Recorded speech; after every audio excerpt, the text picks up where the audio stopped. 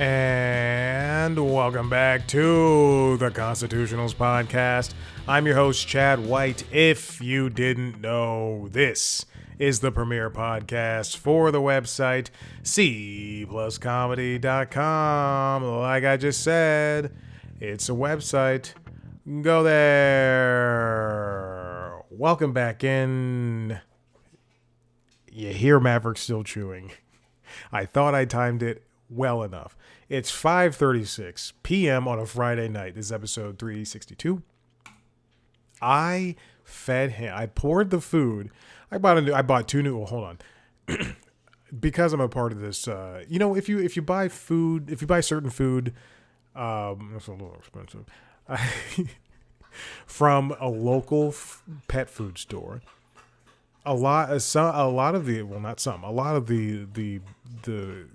expensive food has buy programs where every 12 bags you get a free bag.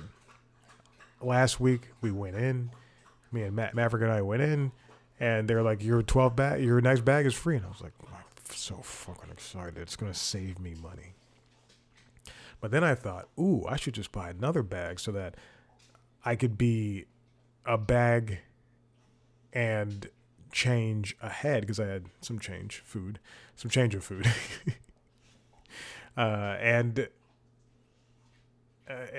So I went in, and I've quite frankly, every time I do this 12 bag free thing, I always get the most expensive one. I get the most expensive one they have there. It's either going to be venison. Today we have lamb and pumpkin. It's Pure Vita dog food.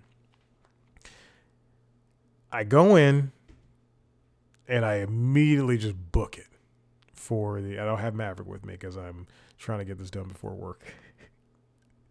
Supposed to be work at 10. I was at the pet food store at 10:35. Don't tell my bosses. It was a quiet day. Anyway, I book it for the dog food. I look up and I see there's rabbit this time. There's lamb. There's venison. Usually they only have venison. And I said, I'm going to get this boy lamb. And then I get him an extra bag, which is just turkey. And I know the people that own the store. I go, hey, I want the free bag to be the expensive one. And they go, we're not sure this is going to happen this time. And I went, fuck. It did. I also bought some cat food and a pig ear for the dog, and then some wet food for Christmas to just have something different. It's December 19th. This is what I wore all day long. A flannel, if you're not watching the video, and you're obviously not. A flannel, a white shirt, a black and white flannel, a white shirt, and black pants, what's it called? Chinos. And I was warm. It's ridiculous. Everybody else was bundled up in giant jackets. Remember that we suffered. That's a song from, I suffered for like 2 seconds. Somebody farted. Jesus. This is what happens with animals. It's just wafted over here. I know I've mentioned this before, but there's an air purifier that is like right there by Maverick's food. And sometimes when I'm about to feed him, it'll just kick in the high. And I'll go, what? Why are you farting like that immediately? And then it's just like turning on. What was I doing? Oh, Remember That We Suffered. It's a song from Crazy Ex-Girlfriend, which is one of my favorite shows of all time. Show I own. Anyway.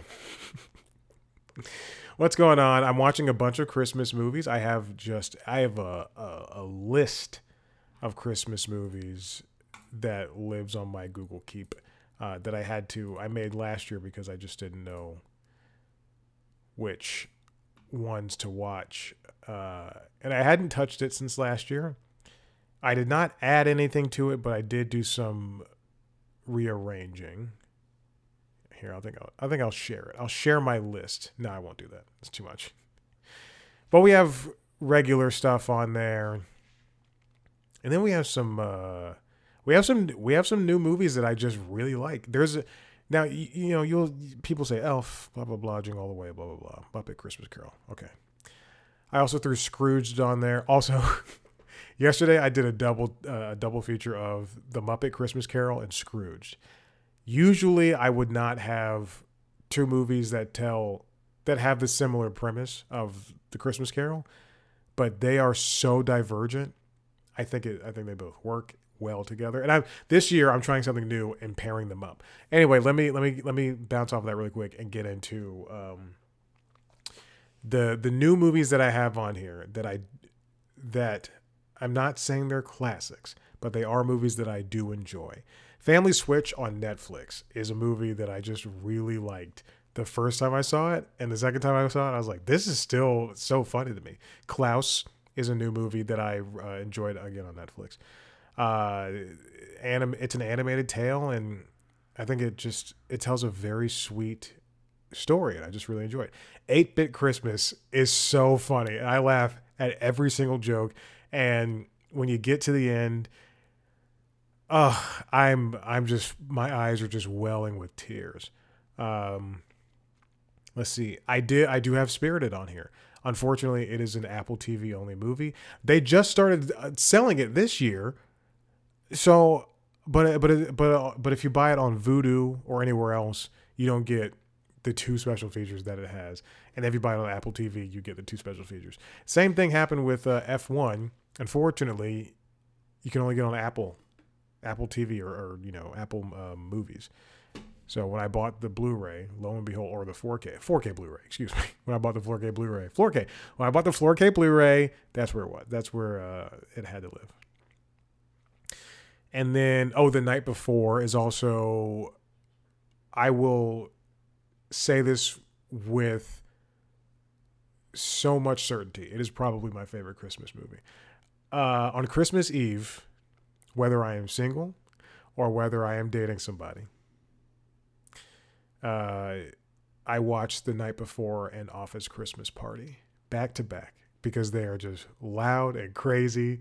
And usually I'm the only one in this apartment complex. One Christmas, I've been here for 6 years.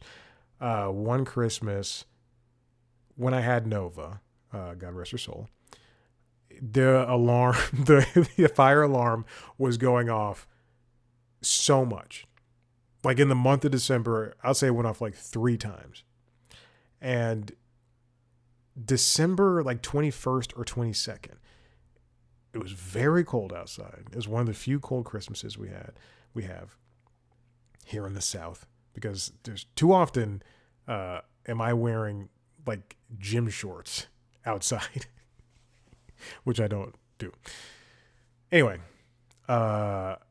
and it was very cold, and then the alarm went off, and most of the people that not only live in Atlanta but also in this neighborhood, I think happen to be expats. Like they aren't from probably even Georgia, but like the city of Atlanta, they just all leave and they all go someplace. And I know I'm making a very broad statement, but it's crazy. Like, like how people just like go go away for weeks and then they come back. And I was like, oh, you're not from here. Anyway.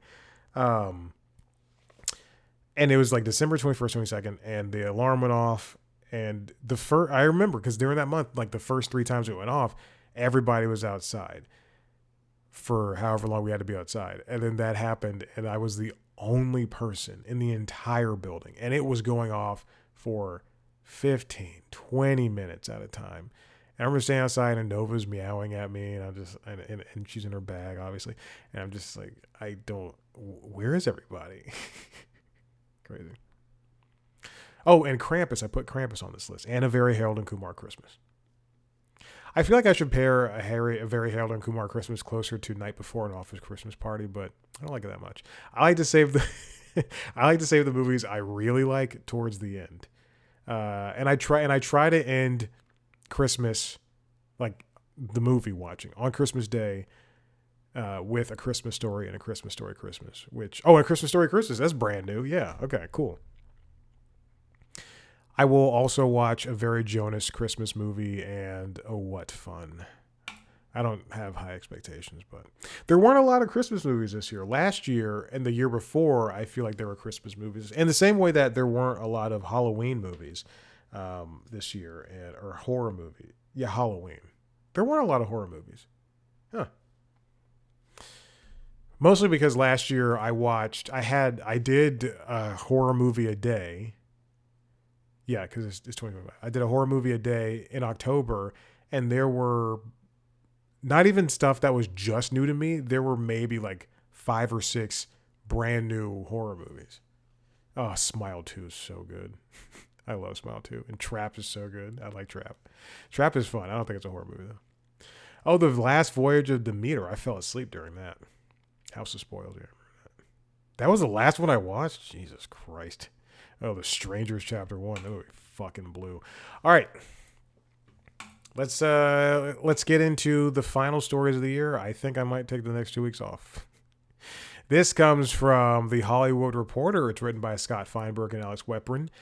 Oscars bolt from ABC to YouTube starting in 2029. I know I've said a lot about Warner Brothers and Netflix, and I know as a creative, I've been on what may be perceived to be the wrong side of the bidding discussions between Paramount. Well, excuse me, just the sale of Warner Brothers in general. In order for, I'm not even going to defend it, but in short, in order for Warner Brothers to even continue, they have to sell themselves, and I'd rather it go to, again, I'm quoting myself, the lesser of 3 evils. I don't want it to be sold.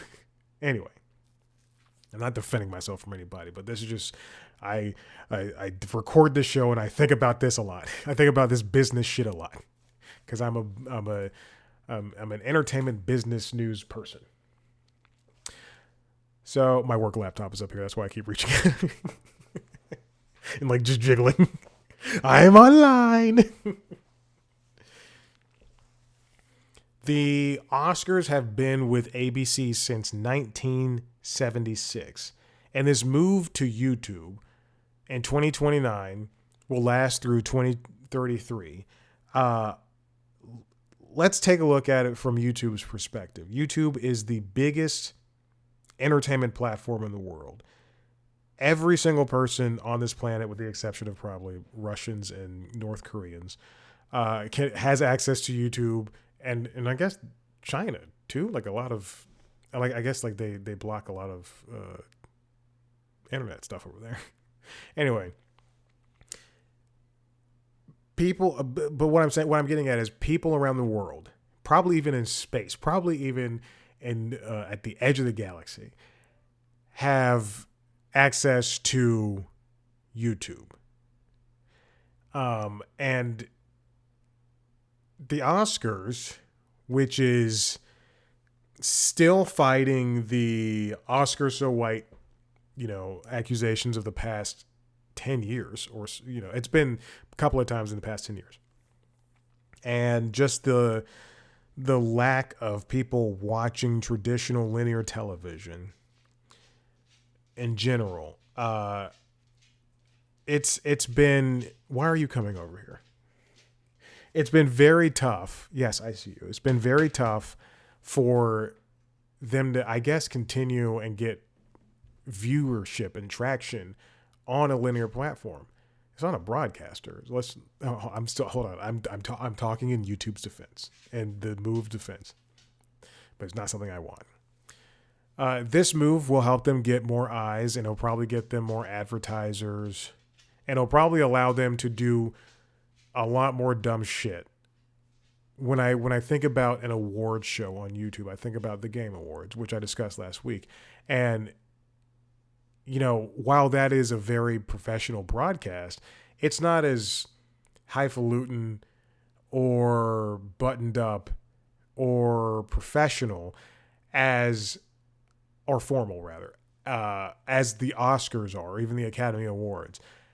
My concern is when a show like this goes to YouTube, it's going to lose the luster and the meaning. The Game Awards don't hold as much meaning. First of all, awards are silly, but they do help people, and they help the people behind the projects. They help projects to help the people behind the projects, and they help people really differentiate, what should be lauded, what should be celebrated. And yes, there are some movies and shows and songs and everything else, art, whatever, that is not getting recognized, but it's nice to have just this kind of jumping off point. There are issues with the Oscars where, this just, we don't need to see any more slave movies or Holocaust movies or movies about women suffering. On the other end, I don't want to see Spider-Man 4 nominated for an Oscar. I do want to see Avatar nominated for an Oscar. Yeah, baby. And you know what? Suicide Squad is an Oscar winner for costuming. I will never forget that. And I think that's very funny. So this move, ABC will have the 100th edition of the show. I believe 101st, maybe. But now 2 billion people around the world are going to be able to watch YouTube and even YouTube TV broadcasts of this. As part of the newly inked deal, YouTube will broadcast not only the Oscar ceremony itself, which generated $150 million in revenue for the Academy during the fiscal year that ended on June 30th, the vast majority via the TV rights deal with Disney, but also a significant amount of related content. There'll be the red carpet pre-show, behind-the-scenes, in-show content, Oscar nominations announcement, the Governor Awards, at which the Academy presents honorary Oscars and occasionally the Irving G.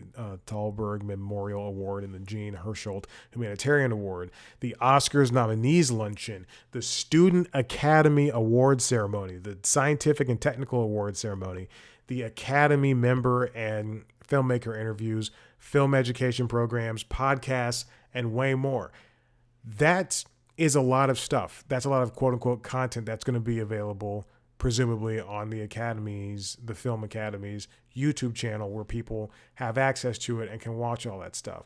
We've seen a ratings decline to the lowest lows in 2021 of 10.4 million and from the highest highs of 43.74 million in 2014. And it's kind of leveled out in 2025 with 19.69 million.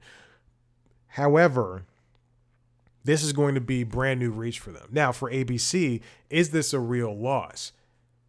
We only were able to see the out of all this stuff, out of the 10 things I counted, plus the more, out of the 10 things I counted on my hand, plus the more, the only things that were ever televised were, an hour, maybe an hour and change of red carpet arrivals, and then the show. This is going to really turned the Oscars into IP, which is which is crazy.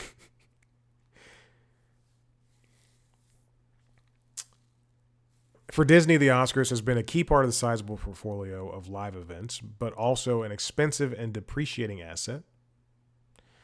Earlier this year, Disney's window to exclusively negotiate for the Oscars lapsed, in part, sources say, because the company was unwilling to overpay for property that is not a moneymaker it once was. They did the same thing for baseball. They did the same thing for baseball. Yes, baseball was probably the biggest thing that on ESPN, they more or less lost. But then they came back, and they also now have some baseball games for the next couple of years. I wonder if this will also allow for that, or they'd maybe want to be able to be like a partner when it comes to airing the Oscars. If people don't necessarily want to watch it on YouTube, like, hey, we also simulcast on ABC. I don't know, maybe. This is such a strange move, and this is where television is going. So We have to get used to this. This is where television streaming is heading towards. And there's I mean, this is where television is heading towards.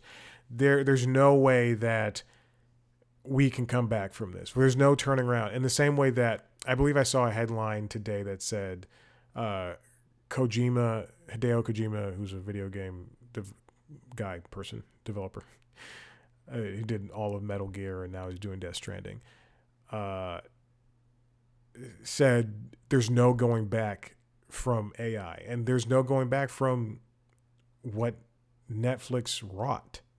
Not just Netflix. Hulu had streaming first, I believe, right? I don't know. It was free. Let's go on to the next story. This comes from Variety, written by Brian Stahlberg. CBS News says Bari Weiss's town halls will continue with sponsor despite rough start. It's last Saturday, there was a live, I don't know if it was live, there was a Bari Weiss hosted town hall featuring Erica Kirk. Oh, God. That aired at 8 p.m. It is Saturday at 8 p.m. for a new show. Means that they don't expect a lot of viewers, but the fact that it aired, period, is just frustrating all the same. Bari Weiss, again, is a woman who is properly disliked across all of news media. Probably Jake Tapper probably fucking loved her. I write a book about Biden having cancer together. I don't like Jake Tapper anymore. Anyway, she sat down with Erica Kirk and they're spouting nonsense, and now she's going to be talking to other people in front of audiences with, who all believe in the same stuff over and over again. She's going to talk to J.D. Vance. She's going to talk to Sam Altman, the OpenAI CEO. She's going to talk to Maryland Governor Wes Moore. They're all going to do their own town halls. There's going to be debates with Isabel Brown and Harry Sisson, Ross Douthat and Steven Pinker and Liz Plant and Allie Beth Stuckey. If you don't know a lot of those names, a lot of those people are shitty people. I'll say this. Ross Douthat is a smart person who sometimes writes smart things. But he is a right-leaning person who often, he's a right-leaning person who does not agree on a lot of things with other people. So what a stupid like generalization to put out there. That's what it is. The way that Bari Weiss, this is unfortunate because she is falling into the same trepanations that Ted Sarandos of Netflix, that David Zaslav of Warner Bros. Discovery, that Bob Iger of Disney have all fallen into, in that they all make themselves the topic of discussion. People should not know who Ted Sarandos is or David Zaslav. Those two people should not be A, walking the red carpets of award shows, and B at award shows. Ted Sarandos should not be in the studio. In fact, it's so funny that people are lauding the studio and then, oh, Seth Rogen's, we love it. But then he has on people like Ted Sarandos and gives them lines and does this and that. And then Ted Sarandos goes and buys Warner Brothers. And then you come out and say, Netflix shouldn't own Warner Brothers. AMC should. I don't believe in God. My wife and I don't have kids and we never will.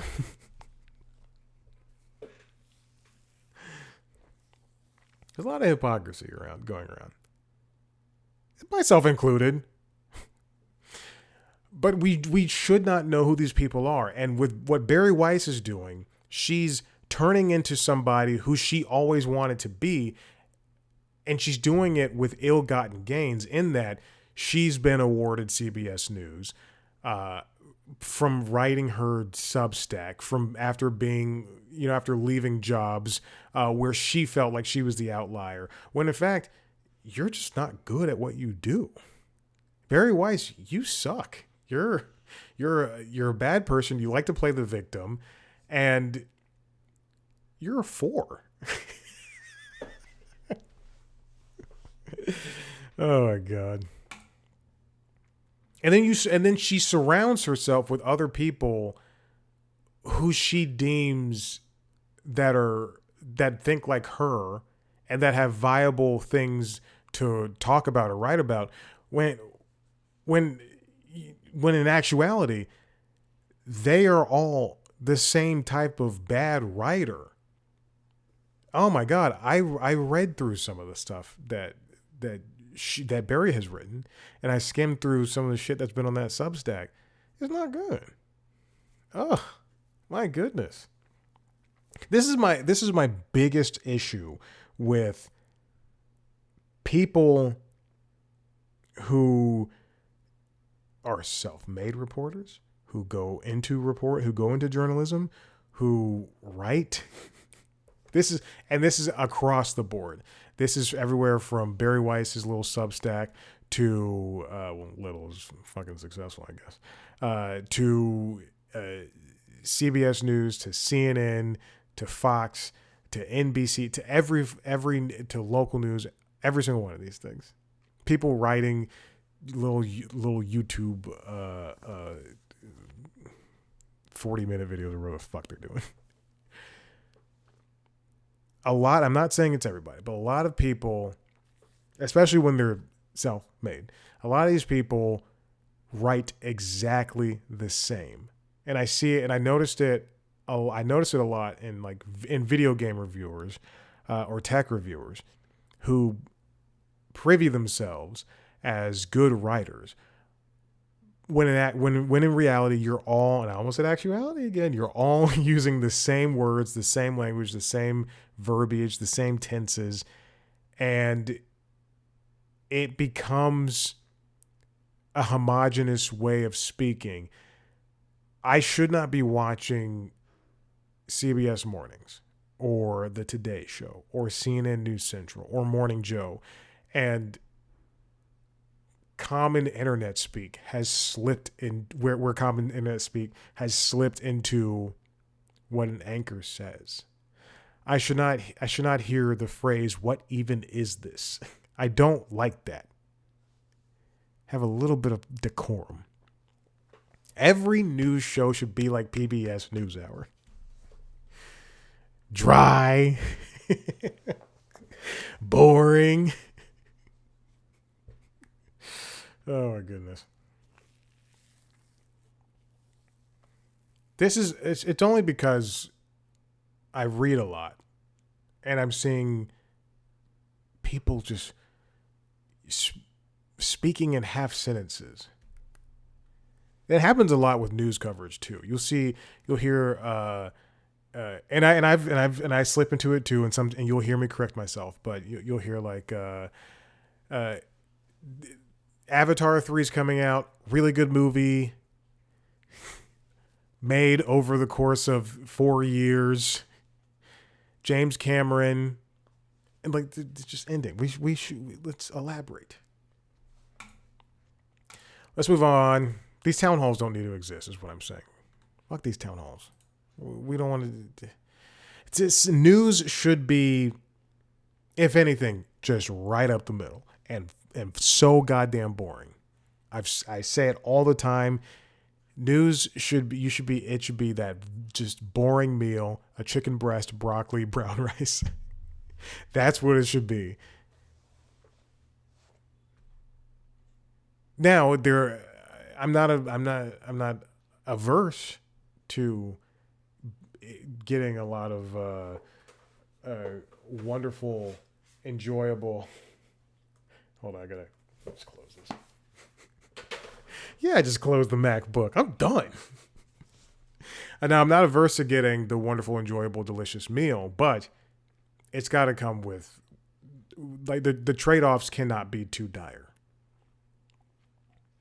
It's got to come with some type of substance. All right, let's move on. This one comes from the New York Times, and it's written by Lauren Hirsch and Brooks Barnes.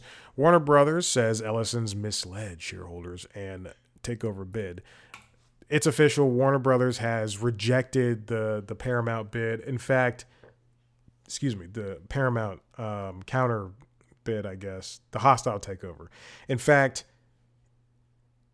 before the weekend was over, Jared Kushner's, who was part of the bid for Paramount, for Paramount's bid to take over Warner Brothers, Jared Kushner's firm dropped out. There's a lot of questioning regarding the three Saudi wealth funds that were also part of the bid, as well as Larry Ellison. I mean, see, when you have, and I have to stop saying when you have people like Larry Ellison, who's a big Trump fan, and Bari Weiss, who's a big Trump fan, and David Ellison, who's a big Trump fan, taking over broadcast news that is CBS News, and then they're also trying to take over CNN, there's a lot of missing pieces there when it comes to fair and objective. Warner Brothers Discovery is finally stepping up and going against the Ellisons, urging shareholders to reject their hostile takeover offer and saying the Ellisons have, quote, consistently misled them. We've gone over this entire thing. Paramount wanted them. Warner Brothers eventually said, okay, we're up for sale. Paramount, Comcast, and Netflix went into the ring for one round, and then there was a second round, and then Netflix won with $83 billion. A couple of days later, Paramount came back with a $108 billion hostile takeover bid. In between all of that, David Ellison is having a hissy fit, throwing a hissy fit, saying, it's not fair. You like Netflix, and there it's going to be a monopoly. Either way, it's going to be a monopoly, no matter what happens. Warner Bros. Discovery defended its sale process on Wednesday, arguing the Netflix deal offers shareholders a better return than the one provided by Paramount. Warner said its sale process was, quote, full, transparent, and competitive. The company said it held dozens of calls and meetings with Paramount, including 4 in-person meetings and meals between Warner Bros. Discovery's chief executive, David Zaslav, and one or more of the Ellisons. David Ellison, Paramount's chief executive, has been backed by his father, the billionaire technology giant Larry Ellison. Zaslav told the Warner Bros. Discovery board that the Ellisons said he would receive a compensation package worth several $100 million if a deal was reached. According to a legal filing Warner submitted on Wednesday, David Zaslav told the board that he had, quote, informed the Ellisons that it would be inappropriate to discuss any such arrangements at the time. Either way, Zaslav is going to get what is referred to as a golden parachute. He will, on top of the his salary, and I assume stock, which is also stock options, his cash salary, he's also going to get just so much money that he will more than likely, at the end of selling Warner Brothers to whomever the company that buys it is, be it Netflix or Paramount, Skydance, he will be a billionaire at the end of that. At the end of this, I don't understand how a company like Paramount expects to buy Warner Brothers as a whole, not just including the studios and the game category and HBO Max, but also the T-nets and the cable networks, cablers is what I refer to them as. That's not a joke. It's the cablers.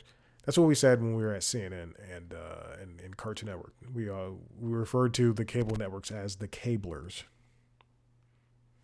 And then older people would say T-nets because you're talking about Turner. You're talking about TNT. You're talking about TBS. You're talking about True TV. Anyway, I don't understand how they would plan on owning and running this company and not seeing themselves as a giant conglomerate.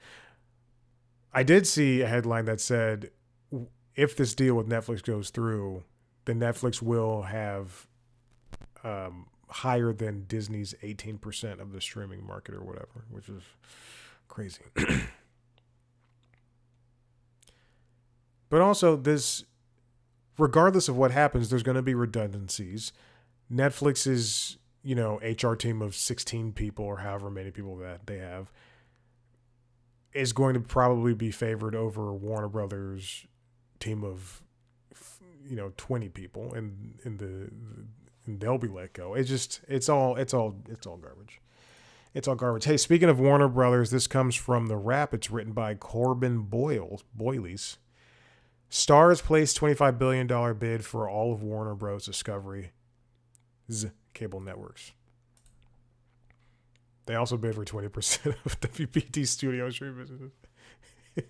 Starz is going out like, hey, we have money too. Starz, if you don't know, recently split from Lionsgate. I believe Lionsgate is doing well stock-wise, and I believe Starz is not. I don't exactly know. But this was first reported by Puck. Starz was the dark horse contender for an asset most companies bidding on the entertainment company were not interested in. Warner Bros. Discovery revealed in a filing with the U.S. Securities and Exchange Commission that a previously undisclosed company, labeled C Company in the filing, put in a $25 billion all-cash bid on its November 20th deadline. It also proposed a 90-day exclusivity period, which Netflix, Paramount, Skydance, and Comcast, labeled Company A in the filing, did not. Eventually, the bid was, quote, not actionable at the time, and Warner Bros. Discovery just went on with the top three bidders November 22nd. I think that would have been, that'd be an interesting move for Starz, which after separating from Lionsgate is now more or less just a streaming platform and cable network. I don't know what else Starz owns, but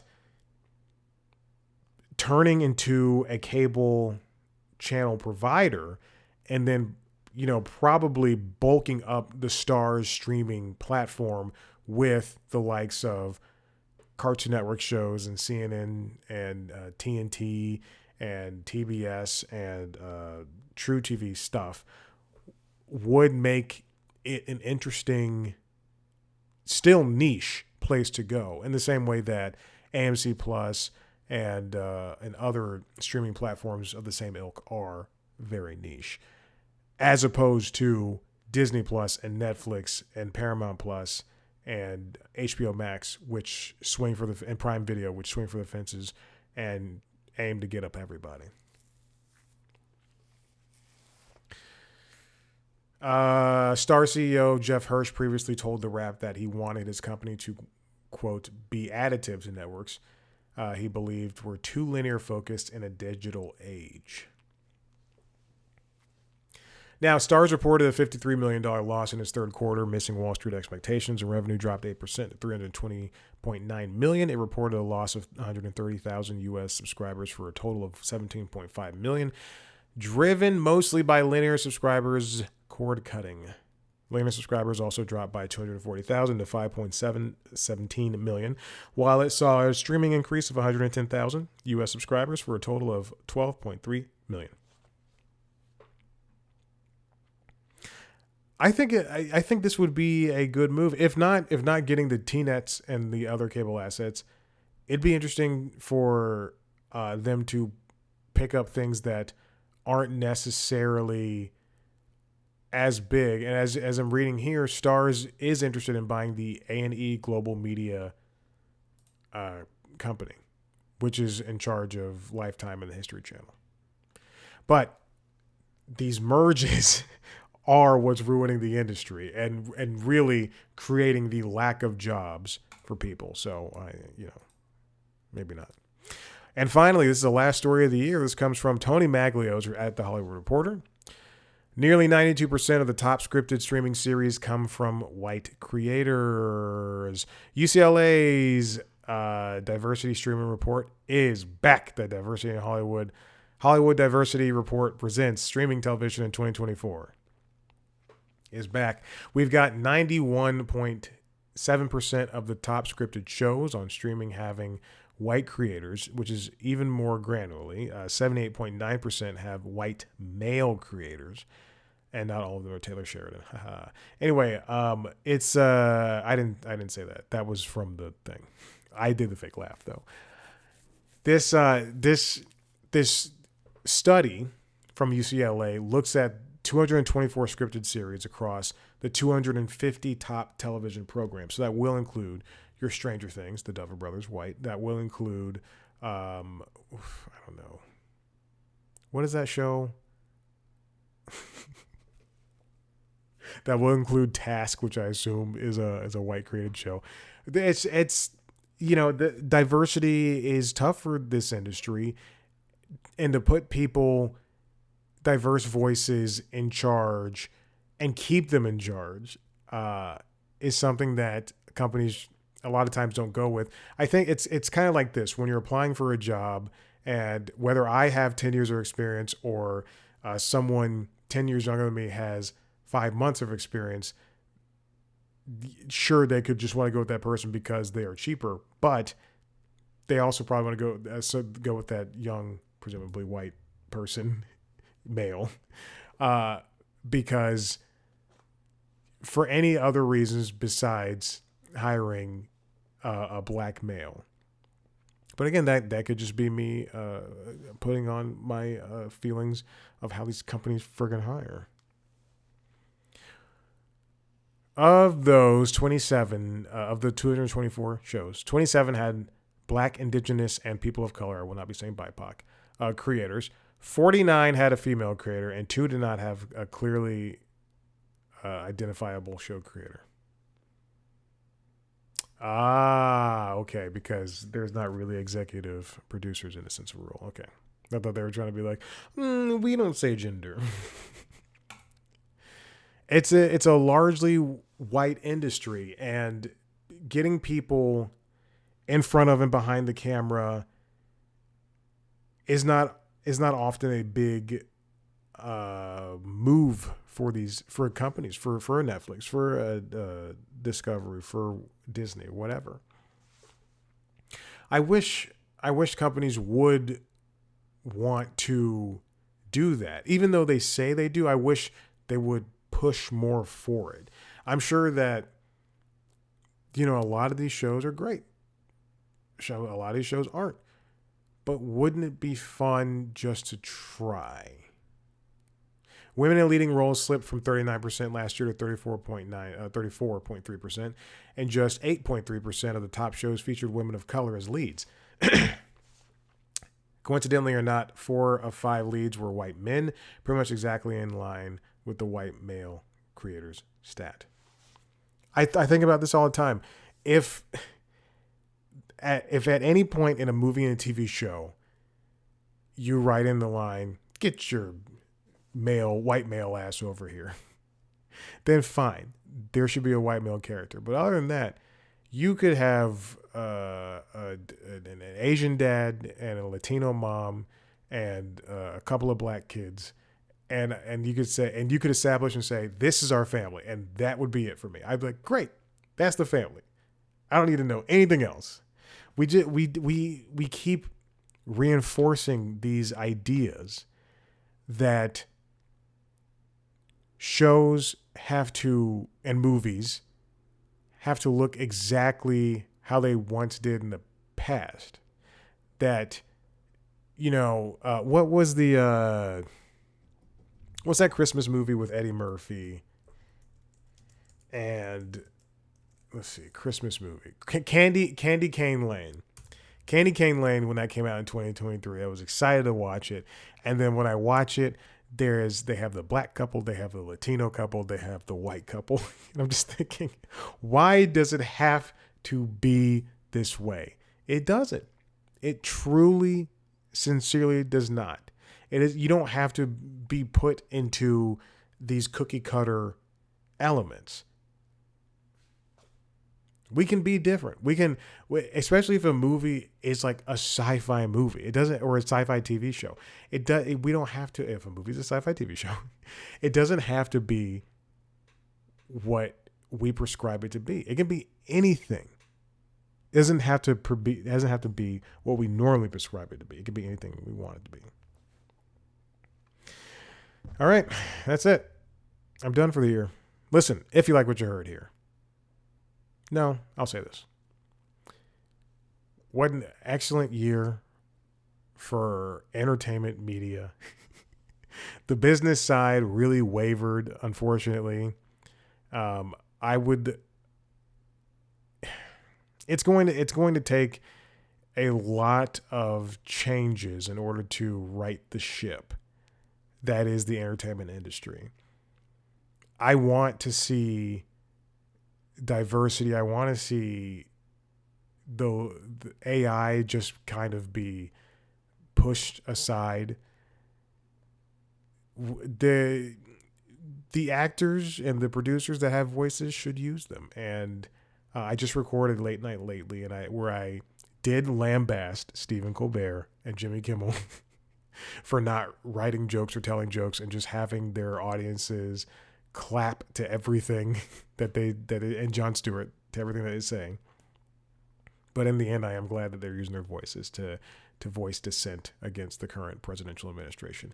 And I think that the louder that those people get, and the louder that we get, and the louder that other people in the entertainment industry get, is very important.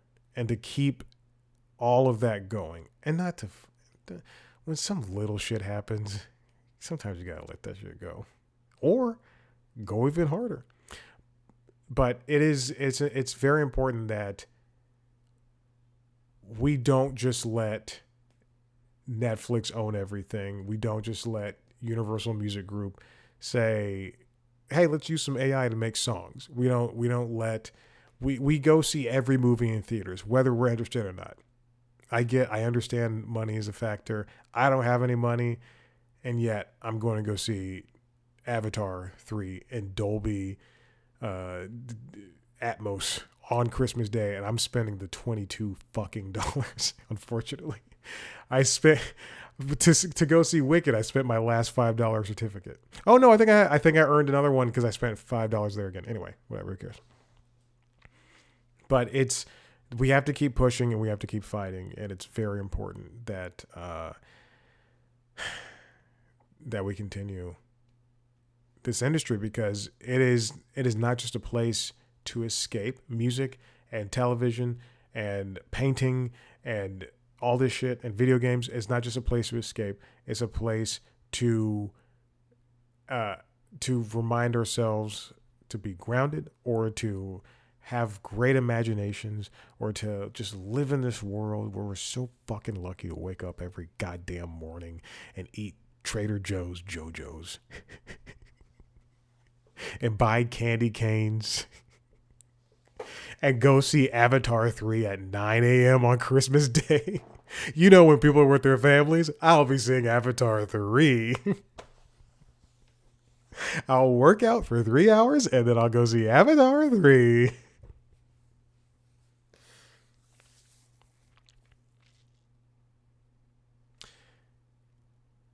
Thank you to all the comedians and producers and writers and actors and all that shit. All those people who appeared on this show.